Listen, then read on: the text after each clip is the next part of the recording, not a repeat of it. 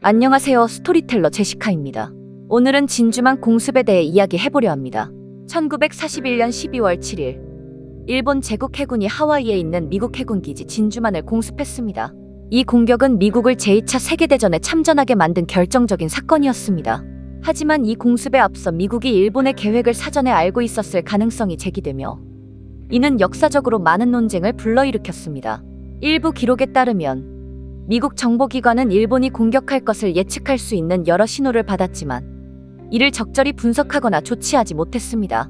일본의 공격은 철저한 기획과 준비를 통해 이루어졌습니다.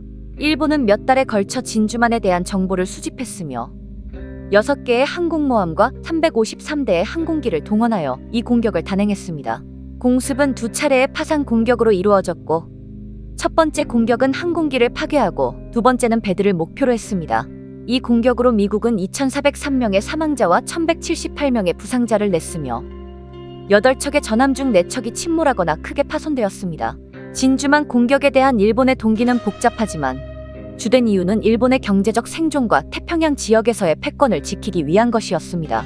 당시 일본은 중국과의 전쟁에서 막대한 자원을 소모하고 있었고 미국은 일본의 팽창주의를 저지하기 위해 석유와 철을 포함한 주요 자원의 수출을 금지하는 경제 제재를 가했습니다. 일본은 이러한 경제적 압박에서 벗어나기 위해 미국과의 전쟁을 불가피하게 선택했습니다.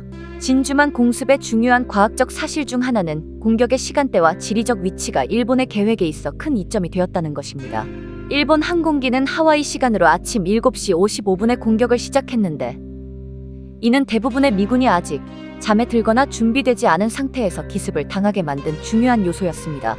또한 하와이는 본토와 멀리 떨어져 있어 즉각적인 대응이 어려웠습니다. 미국은 진주만 공습 이후 일본에 즉각적인 반격을 가하지는 않았지만 이 사건은 미국의 군사 및 정치적 전략에 극적인 변화를 일으켰습니다.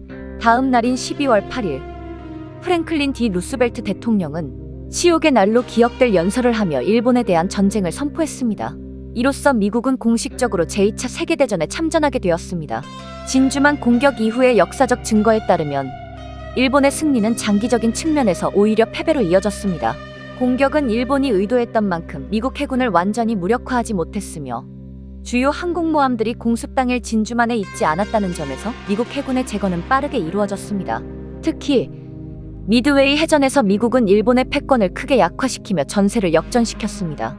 이 사건은 오늘날까지도 많은 교훈을 주고 있습니다. 첫째, 정보의 중요성입니다.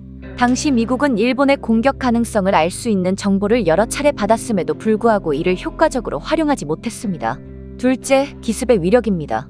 일본의 기습 공격은 미국의 전력에 큰 타격을 주었지만 장기적으로는 일본에게도 치명적인 결과를 초래했습니다. 이상 스토리텔러 제시카였습니다.